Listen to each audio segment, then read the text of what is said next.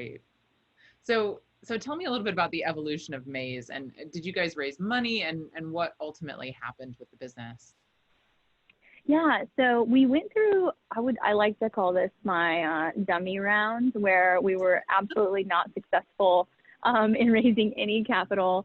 And from there, I realized, like, I've never done this before. I need to get some training. So I took a few different boot camps. I started inserting myself into these different groups of VC people and angel people and entrepreneurs that I knew back in the Bay Area that had been through capital raises before, to really push myself in that direction and be a better CEO.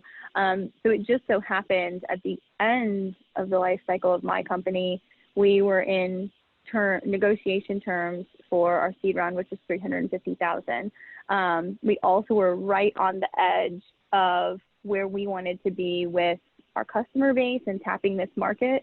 We were above, ahead of schedule. That was really exciting. So we decided to hold off on the funds for two reasons. One, if we were to hit these awesome milestones and be 150% over those, we knew that it would give us more negotiating power, in a few months. And then two, we were informed that we were breaking the law. And so that's when I started, I more backed up from fundraising and put more of my efforts into lobbying in Raleigh to change the cosmetology law around mobility. So tell me about that. What was the law, and how were you in violation of it? Yeah, so there are two separate laws. There's a salon license and then there's a cosmetology license, right?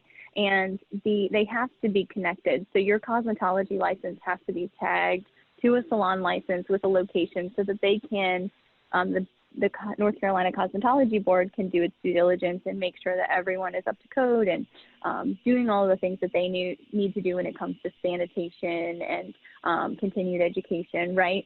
So they're more so the ones policing that. Us doing mobile beauty, it was removing them from that salon. So they aren't allowed to mobilize their license. The cosmetologist is not allowed to go mobile unless they are doing it for a special event, maybe someone that is handicapped or has some type of special need that they are just not equipped to make it to the salon, things along those lines. So we had submitted several different bills. We had the North Carolina Cosmetology Board advocating for us. They knew that this is an industry that needs change. It needs to be disrupted. But the process to get a bill passed is pretty brutal, right? It takes a long time. It takes many elections come around, things change, all kinds of things go into factor. So at that point, it was getting the burnout was different for me. I think that every entrepreneur experiences burnout, but when your burnout is coming from something that you're no longer, it's draining my passion. I'm not a lobbyist. I wanted to build this company and scale it. And then, of course, with the having to change this, it's a state law, and every single state that we decided to scale into, it put my scaling model from a 5-year to like a 10 to 15 year. It was no longer intriguing to my team or my investors. So it really changed the game for us. Absolutely. I mean, yeah, you're talking about a sea change in job title. You're no longer founder and Right. CEO, you're chief lawyer. Right. Yes.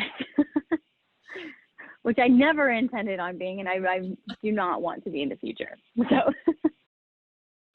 Well, and I find that interesting too, because I know there are other companies in different states who do this sort of thing. And so I imagine it's frustrating when you see it working elsewhere. Or when you see a model that's like, why can't we have that? Yeah.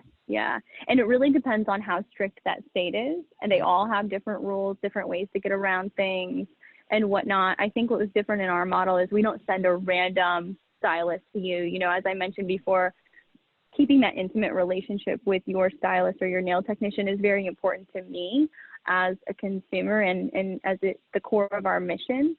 So we didn't want to put advertising the stylists that were going out and doing mobile services. We didn't want to put any of them at risk to possibly lose their license. Which I